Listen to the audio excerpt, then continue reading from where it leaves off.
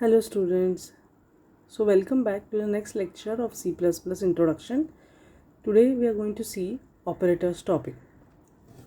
So I hope you have revised about data types, basics of C++, how to write programs and scope of a variable. So today we will see operators. Now most of these operators you already know, but maybe you are not knowing these are the operators. So you must have learned them in mathematics or some other subjects in the previous standards. We need operators in writing the logic of the program. Mostly we are using them in expressions. So let's see the types of various operators which are used in C++. So very first operator is assignment operator. Then we have arithmetic. Arithmetic will have subtypes: bitwise, logical, increment, decrement, and relational. We also have some more types. I have not included them in the chart, but these are basic and most important operators used. So let's see them one by one. Assignment operator, which is used in C++, you already know this equal to sign. Okay, in C++ we are no longer calling this as equal to sign, rather we will call it as assignment operator. Okay, so whatever you are using equal to sign in mathematics, we are going to use as an assignment operator in C++. So see, there are some changes, and every language, when you are learning a new language, you have to learn its new aspects. Okay, so initially you may find it difficult to remember, but later on when you will practice more and more programs, this will be, it's like, handy to you, and you will understand it, and you will perform many more programs without any hassle. So as this is basic chapter, initially you have to know the theory thoroughly about C++ language, new things, that is operator, data types, and once you are thorough with them, you can write any program. Okay, so let's move ahead. So here how we are going to assign a value, how mathematically we assign a value to a given data. You have done, like, say x is equal to something or y is equal to something. Same way we are going to use it. So we may have a variable on the left side, and value which could be a constant, variable, or expression can be assigned to the left hand side variable. So suppose here if I have a variable whose name is item, okay, so we can assign value 12 to it. So here value 12 is constant. See this over here.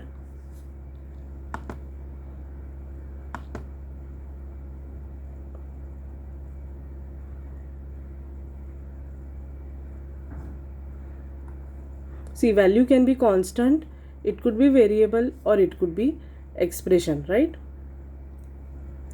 So here just see, this 12 is a constant, agree with me? So this 12 is assigned to the variable item. So assignment is always from right to left. So what happens actually is, the value which could be constant, variable, or expression from RHS is given to LHS.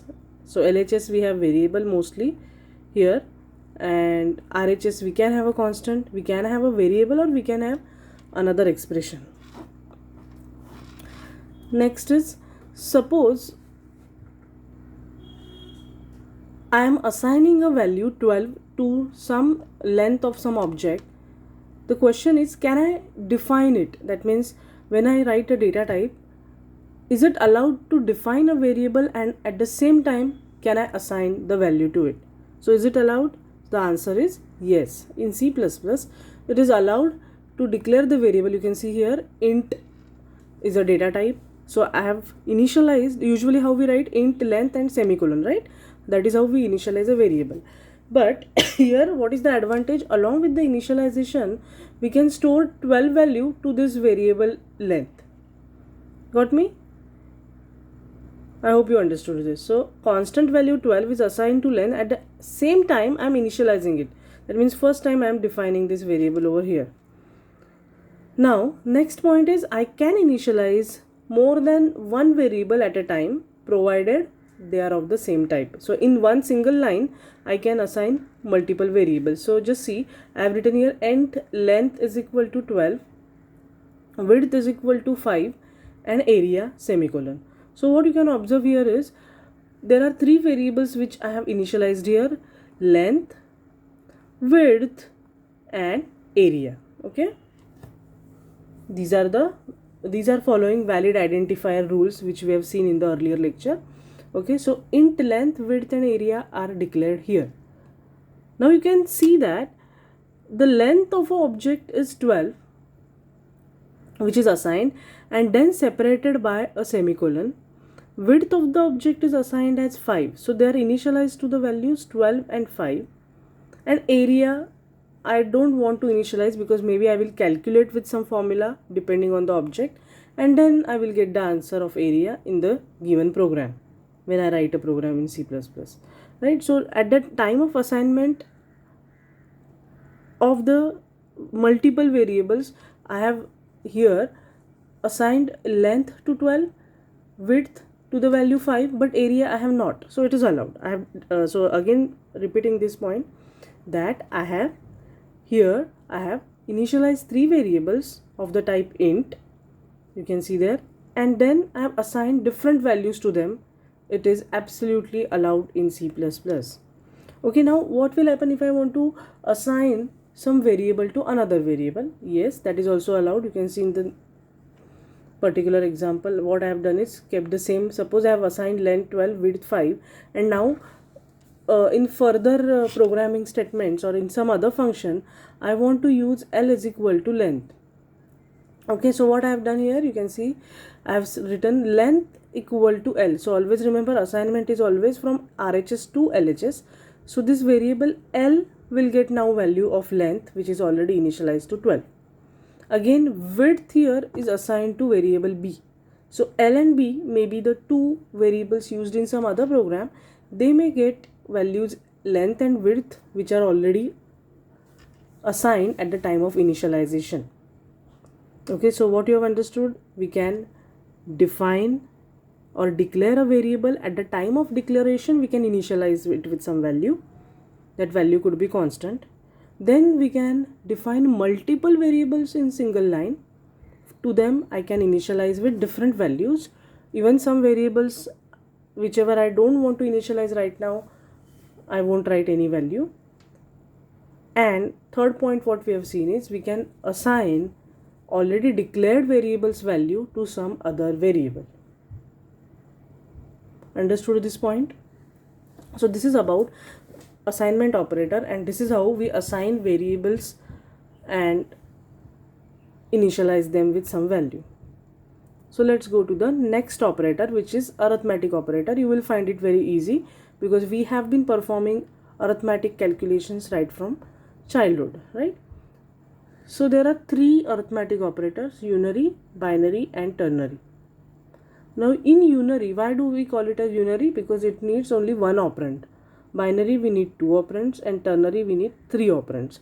So just see, this is unary plus example, this one. So here what you can see is when I want to assign a negative value to a variable 5, I can write it as -5. So operand is this 5 and the operator is minus. So this is unary minus operator, minus, which is assigned to the operand 5. So this could be a value or this could be a variable. So I can write -x also, or I can write -5 also. Okay, in binary we, as you know, it requires two operands. So here we have 13 and 7, and then 13 minus 7. So this is binary minus, so it needs two operands. Got my point? Here the value which was, say, I have already initialized x with some value 5, and then I am saying -5, then that is unary minus. And if here we have two variables, say x and y, and we are doing x minus y, then this is binary minus, right? Because it needs two operands, and the answer of that you already know. Now next is ternary operator, arithmetic operator, which is this conditional operator. Other name to this is conditional operator. So we have question mark and this is colon. Okay, so here you can see there are three things I have mentioned: expression 1, expression 2 and expression 3. So how this works, that I am going to tell you. First, expression 1 is evaluated, so it could be some statement like if x is greater than, depending on the logic, obviously I'm just taking one example. So if I say if x is greater than y, if this answer is true, then expression 2 is executed. If this expression answer is false, then expression 3 is executed. Got my point? So here I am going to check, as it is a ternary operator or conditional operator, here I am going to check the value, or you can say the answer of this expression first. If that answer is true, then this expression 2 is executed. If this expression 1 is false, then expression 3 is executed. Okay, this is for the theory. When we will actually do the programs, there I am going to again tell you this. So remember this. Now we will see binary arithmetic operator chart.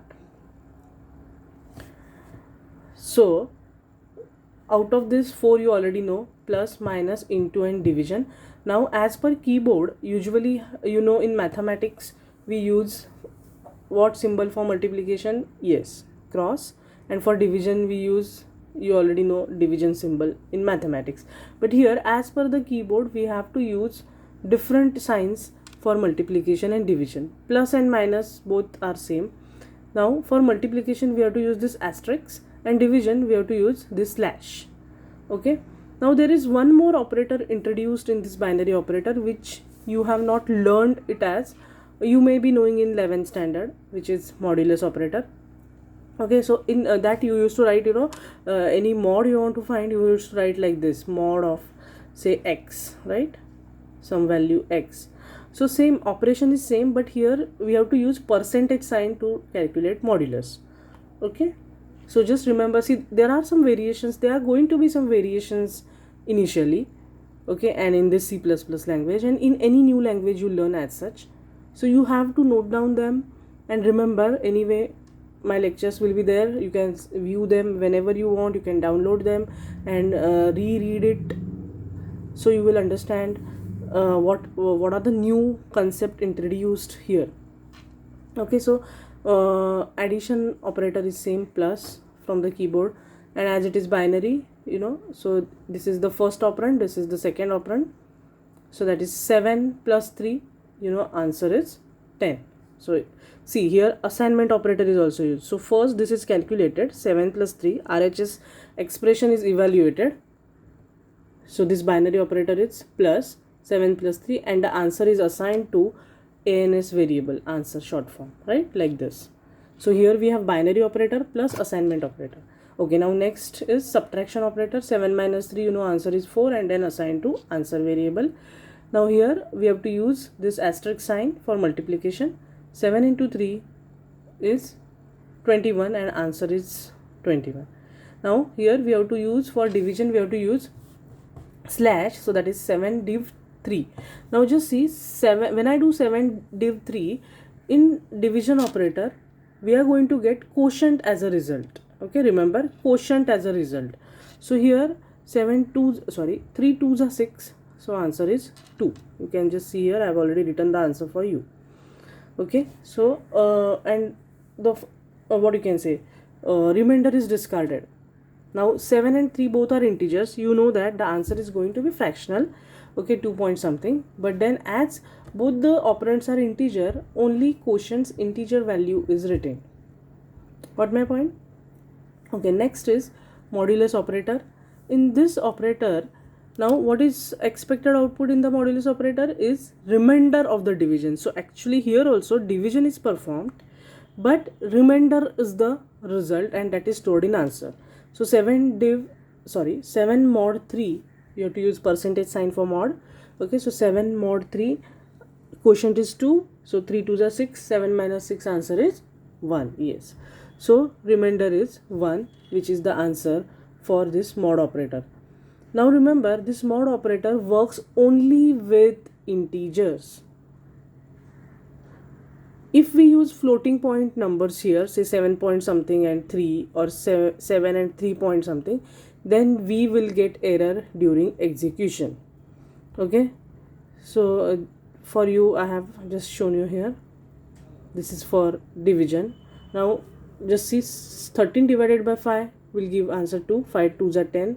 Then 91 divided by 13. Now if one of the operator is floating point, and what will happen? 13 divided by 5.0, so it displays 2.6. okay, because one of the operator is floating point, we also get the result as floating point in div operation. Okay, division operation. Similarly here it is 13.0.